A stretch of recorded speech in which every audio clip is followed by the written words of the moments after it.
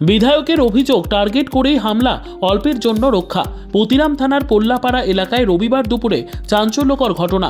রাস্তায় দাঁড়িয়ে থাকা বিধায়ক বুধরাই টুডুর অদূরেই দুষ্কৃতীরা আগুন লাগিয়ে দেয়। অল্পের জন্য রক্ষা পান তিনি। বিধায়কের দাবি, ওই দুষ্কৃতীদের মূল লক্ষ্য ছিল তিনি। ঘটনার পর তিনি থানায় অভিযোগ দায়ের করেছেন। পুলিশ ঘটনার তদন্ত শুরু করেছে। এলাকায় উত্তেজনা ছড়িয়েছে। কারা এই হামলার পেছনে কী উদ্দেশ্যে আগুন লাগানো হয়েছে তা জানতে পুলিশ বিভিন্ন দিক খতিয়ে দেখছে।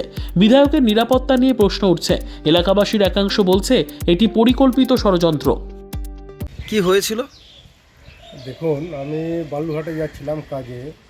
তো ঠিক পাগলিগঞ্জের আগে, মণিপুরের পরে যে পাগলিকালে আছে তার একটু আগে রাস্তার বাঁ সাইডে আমি হঠাৎ করে ফল নিতে গেছি কুল।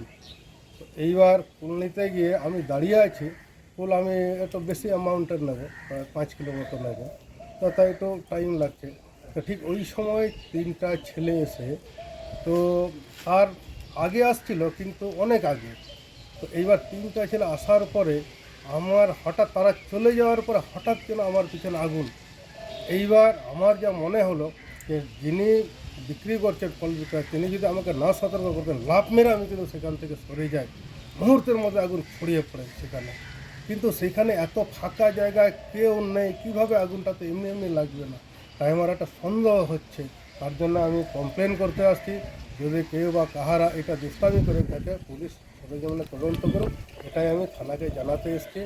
আর সবচেয়ে গুরুত্বপূর্ণ বিষয় যেটা আমার খুব অবাক লাগলো, সঙ্গে সঙ্গে আমি ওসিকে ফোন করেছি, ওসি সঙ্গে সঙ্গে ফায়ার ব্রিগেডকে ফোন করেছে।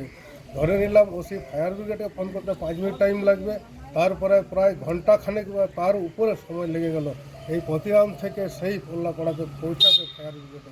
এটাই আমার সবচেয়ে, তাহলে আমার মতো বিধায়ক লোক আজকে ফোন করার পরে যদি এত দেরিতে পৌঁছায় তাহলে জনসাধারণের কী হবে, এটাই আমার প্রশ্ন।